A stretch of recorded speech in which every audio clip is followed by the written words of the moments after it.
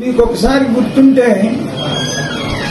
2019కి ముందు అమరావతి రాజధానికి కట్టుబడి ఉంటాను అని చెప్పాడు. అమరావతి రాజధానికి కట్టుబడి ఉంటాను అంటేనే ప్రజలు జగన్మోహన్ రెడ్డికి ఓటేశారు. 2024లో మా నినాదం 3 రాజధానులు,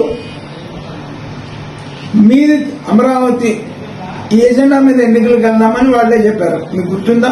వాళ్లే చెప్పారు, మా విధానం 3 రాజధానుల మీద మేము ఎన్నికలకు వెళ్దాం, మీరు అమరావతి మీద ఎన్నికలకు వెళ్ళండి అన్నారు. ప్రజలు అమరావతి రాజధానికే 24లో ఓటేశారు. 2 సార్లు, ఒకటి ఆయన అమరావతి రాజధాని కట్టుబడి ఉంటానంటేనే 19లో ప్రజలకి పట్టం కట్టారు. 24లో 3 రాజధానులు అంటే ప్రజలు బుద్ధి చెప్పారు. ఇంకా బుద్ధి రాకపోతే చేయగలిగింది ఏం లేదు.